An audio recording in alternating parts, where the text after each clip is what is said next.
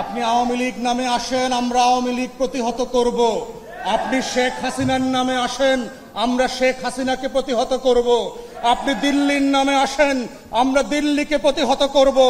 দিল্লিকে পরাজিত করার ইতিহাস বাংলাদেশের শাসকদের আছে, তাই শুধু আওয়ামী লীগ আর হাসিনা না, দিল্লিকেও বুঝতে হবে।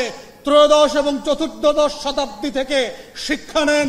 আমার লাল সবুজের পতাকার দিকে যদি শকুনের মতো করে তাকান, আমরা লাখে লাখে কোটিতে কোটিতে প্রান্তে প্রান্তে আবু সাইদ হয়ে ফিরে আসব এবং আপনাদেরকে রুখে দেব।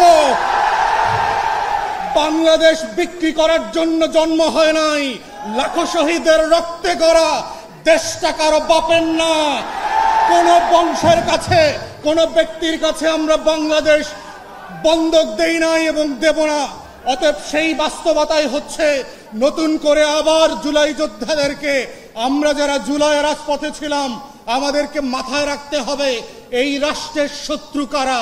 প্রতিদিন এই রাষ্ট্রের ক্ষতি করবার জন্য দেশে এবং বিদেশে বসে কারা ষড়যন্ত্র করছে, হাজার হাজার কোটি টাকা অপচয় করে লুটপাট করে আজকে বাংলাদেশকে অস্থির করবার জন্য উঠে পড়ে লেগেছে। ওরা কারা?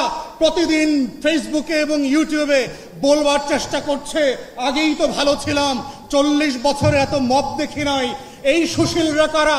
গত 16 বছর যারা কলম ধরে নাই। ওই গণমাধ্যমগুলো কারা? গত 16 বছরে কোনো অন্যায়ের বিরুদ্ধে যারা কলম তোলে নাই, প্রতিবাদ করে নাই, বরং গণভবনে গিয়ে, বঙ্গভবনে গিয়ে তেল দিয়েছে শুধু এই রাষ্ট্রের ক্ষতি করে। তাদের কলমে সেদিন কালি ছিল না, আজকে কলমে এত কালি কোথায় আসছে? এগুলো আপনার কলমের কালি না, এগুলো আবু সাইদদের রক্তে গড়া বাংলাদেশের রক্তাক্ত কালি। এই কালির সাথে বেঈমানি আমরা আগেও মেনে নেই নাই, পরেও মেনে নেব না ইনশাআল্লাহ।